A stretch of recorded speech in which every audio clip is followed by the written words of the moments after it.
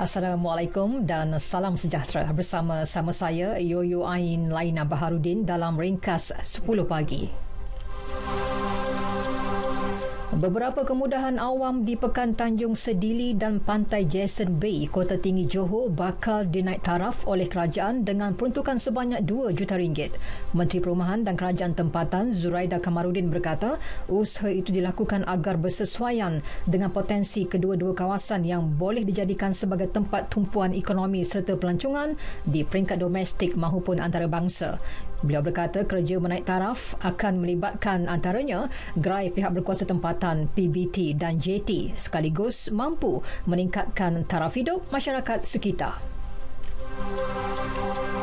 Penjawat awam digalakkan untuk melaporkan sebarang salah laku kementerian atau jabatan atau agensi masing-masing dalam usaha membendung ketirisan yang berlaku dalam sesuatu organisasi.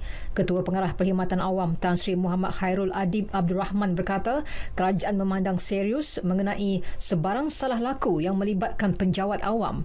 Ia terutama yang melibatkan penyalahgunaan kuasa di pelbagai peringkat tanpa mengira kedudukan mereka.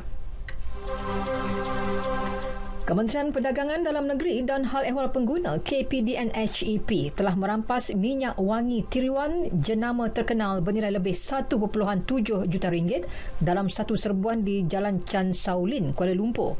Pengarah Penguatkuasa KPDN-HEP, Dato' Iskandar Halim Sulaiman berkata, serbuan dilakukan di 6 premis yang disewa oleh seorang individu bagi tempat penyimpanan stok-stok minyak wangi tiruan.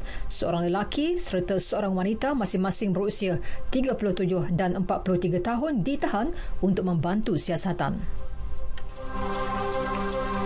4 buah kapal peronda tentera laut Diraja Britain sudah bersiap sedia melindungi perairan negara itu sekiranya tiada perjanjian perdagangan dimeterai dengan Kesatuan Eropah.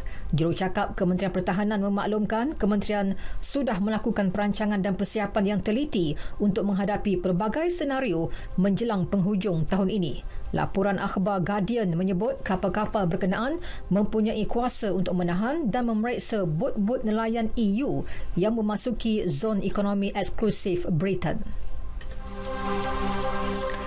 Sukan Kejohanan Liga Hoki Malaysia MHL 2021 akan dijalankan secara berpusat di Stadium Hoki Nasional Bukit Jalil dan dilangsungkan tanpa kehadiran penonton.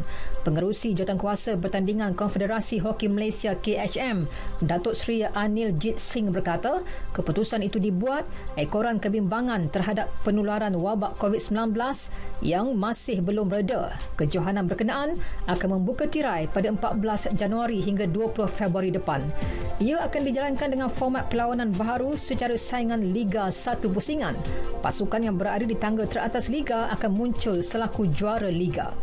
Sekian berita yang disunting oleh Zamzuri Zawawi dari Pusat Berita RTM. Assalamualaikum dan salam sejahtera.